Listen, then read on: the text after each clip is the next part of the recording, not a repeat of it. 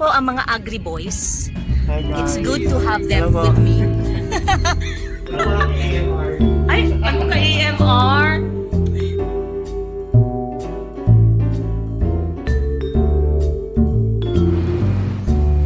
So, Trixie is cutting the longganisa sample. I will not tell or I will not say the brand. So it has to be sliced into smaller. You know what's cool about this? Intestine yung kanyang casing. So masaya. So yan kaya siya Lalawin na ako. Ito masaya kasi ang pangit ng scissors natin. Pero okay lang yan. Kaya mo yan, Trix. Trix, ano masasabi mo? Mangiyak-ngiyak ka ng Trix. dalawang bali pang samples yan, ha? Paano na kung nag-hundreds na kayo ng samples? Correct. Kaya dapat mag-invest sa 3M kitchen scissors. Stainless steel ba yon? Stainless steel. Okay. Yung best part talaga sa kanya is na Does everybody recognize this? This is what? 1 meter long of chicken intestine. We call this isaw. Isaw. Hilangin natin. So it is it's cleaned and then it's marinated and then skewered like this and then thrown in the grill and then it's eaten. But today we will check it out microbiologically speaking. Ngayon po kami ay magluluto ng chow fan. Sobrang expert. Oo nga eh. Oh. Feel na ni Trixie ang kanyang ingredients. So, the ingredients for the day, we have comminuted, what is this? Chicken liver. Nagdadagdag ho yan ng sarap sa chow fan. At saka sa chop suey. Oo nga. Pansit. Adobo. Ay, adobong chicken liver. The best. May patatas. Dinudurog mo siya. Dinadurog mo. Parang lumakot. Parang niluod. So, ang gagawin mo ngayon, may buo, pero I'll take some pieces, tapos dudurugin mo. Para And I lang found out from my kapampangan friend. Tinuruan niya ako magluto ng kaldereta. na ganon. Lalagyan mo siya ng ground chicken liver. Sarap. Sarap. Hindi na rin. Hindi na yung reno. Ayan, may natutunan po tayo today for cooking. Here. Ayun. Anong medium nga ba ito, Trixie? Sure. What medium is this? BW ISO medium. Cooking lesson for the day. Chill lang kami ngayon kasi hindi pa ito ang actual. Pag actual na... Doc Octura! Wala ka AMR. Ay, ano ka AMR? Oh, si Doc Josh. Si Claire at saka si Nero. Say hi. And of course, Trixie is busy cooking. What's our next ingredient, Trix? That is shrimp. Fresh shrimp. Wow, yum. Ang chow fan ba nilalagyan ng shrimp? Depende sa Pero the Chinese version wala, di ba? Wala, no? Oo. Pero kasi ang mga Pinoy naman, pag nagluto ng stir-fried rice, kahit ano, di ba? Oo. Ano yun? Ano yun? Yung maliliit na dried. Oo, masarap yun. Oo. Pero ito, fresh ito. Nanluod ka na, Trix. So, fresh shrimp sample is done. We move on to the next. Diba? Then the next ingredient is barbecue pork.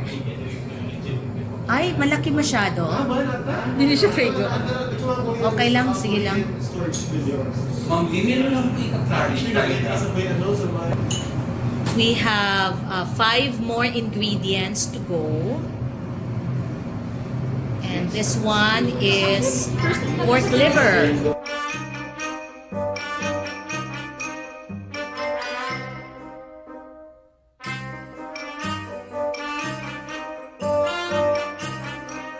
Heto na naman ang ang tropa with no other than June Barnes of 3M.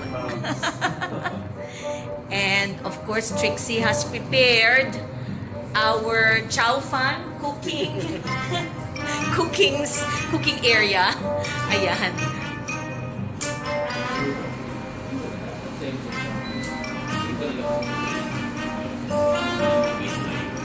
Bakit parang may flak? Punit ang gloves mo. Now, so let's press this one. And that will start heating up. So silang dalawa lagi yung magkasama. So this is our live computer, which is the software. And this one, on lang natin siya sa likuran. Nandito yung on and off button natin. And now, once you connect to your computer, sorry, hindi pala ito. This one. Whatever is the color of the LED light here, that should be the color of the icon here. Yeah. So right now it's doing diagnosis. And the test is still in progress. How long will it take? Just a few minutes. Mga 2 minutes. Yung color orange na rin siya. And just in case you want to know what the parameters were checked, just go to view report. And you will see here the 10 parameters that were checked. Enlarge lang natin siya ng konti. Here. Yan. We need to do that all the time. It actually automatically performs self-diagnosis all the time. So if there is no alarm, As long as the color turns color is orange, okay. that means it's a pass. that's good. These are your license tubes. So they are in tubes with 480 microliters of your lysis solution. Yan. Pink, nagbabago yung kulay nito once heated, it will turn yellow. So, dito, ang i-check mo lang, volume. Dapat pantay-pantay siya.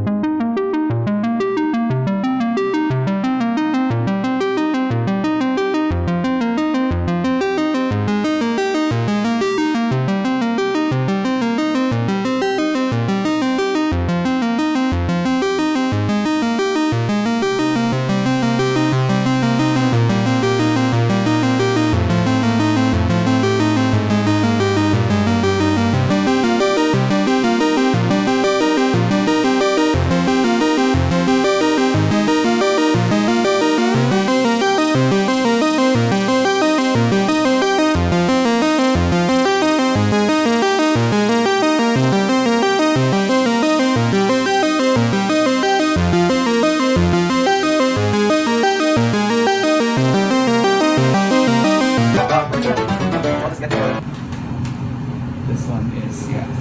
So we'll get the MC.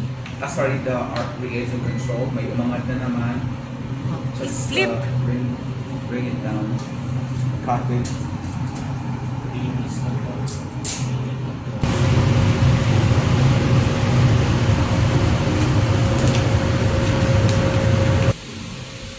So this is one of the samples that we will process. We will qualify today. Raw chicken liver. We'll see.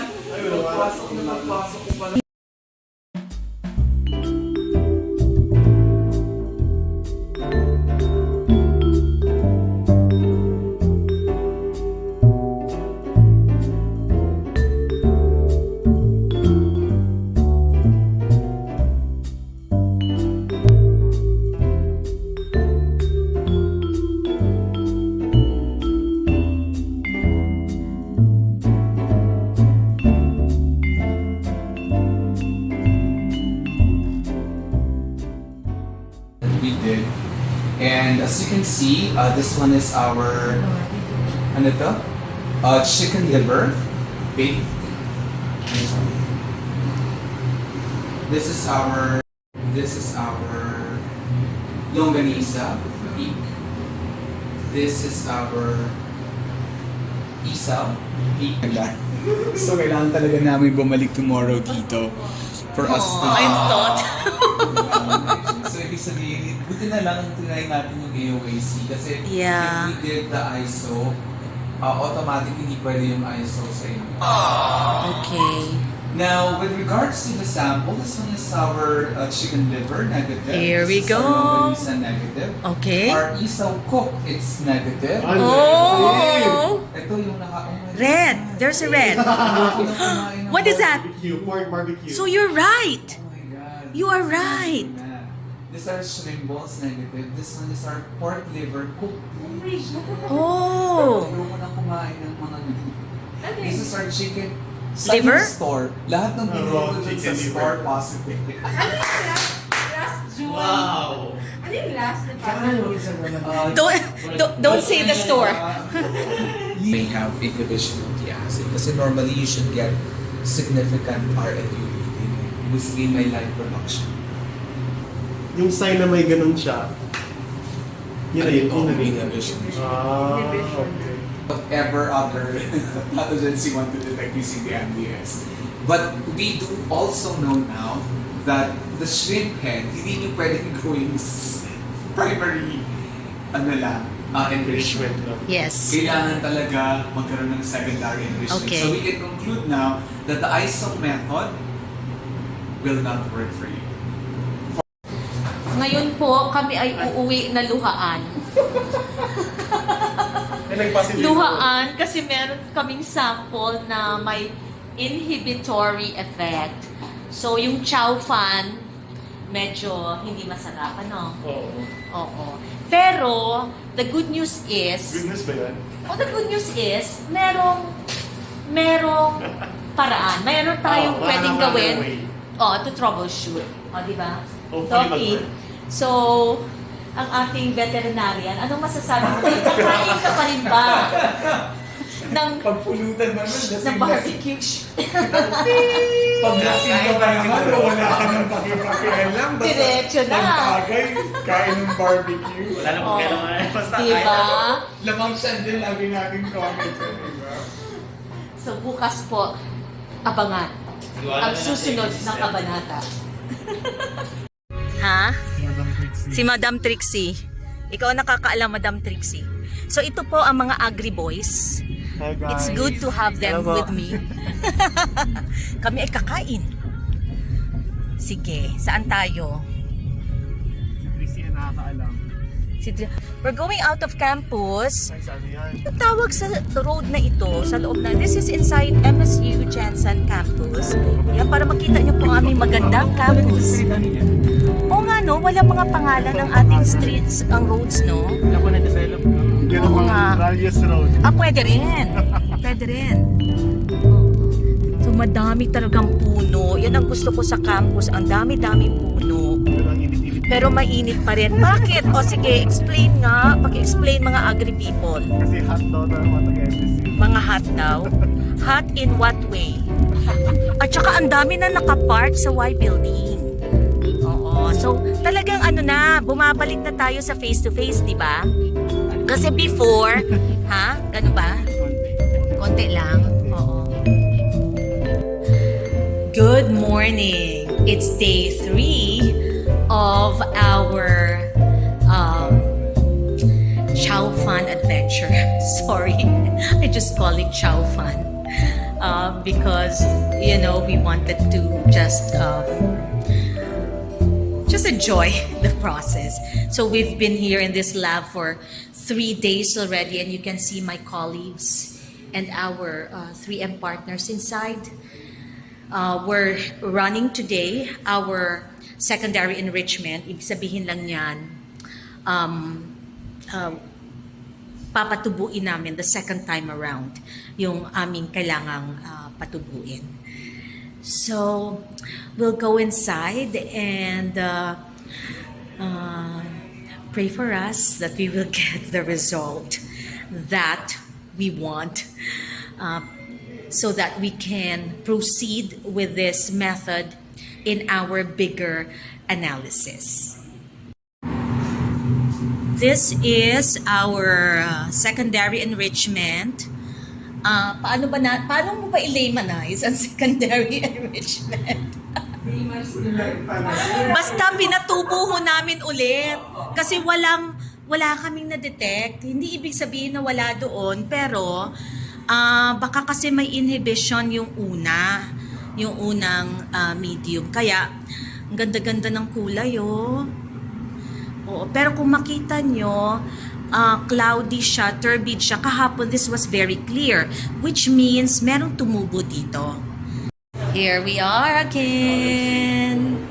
So, we will transfer this. Ay, ayan na. We're cooling it for 5 minutes. And then we will move it here. And we will wait for about an hour. Luhaan na naman kami. Flatline. That's not what we're hoping for. Kaya And tama this talaga yung is sinasabi ng TM na the higher the concentration, the earlier it comes out. So, this is exciting. Hindi kami uuwi ngayon na luhaan. After 2 additional steps. So we need, the protocol will require now for shrimp, this is shrimp, 2 additional steps. Then this method will work. Hallelujah. Talagang salamat. Wow. Wow. Working. Pero kung nagmamadali, pwede yung 10. Oh, it will still work, hopefully. So, hindi tayo luhaan ngayong araw. Oo, hindi ka rin, makakatulog ka na mahimbing ngayong gabi. Oo. Galing. Yes! Shrimp for lunch!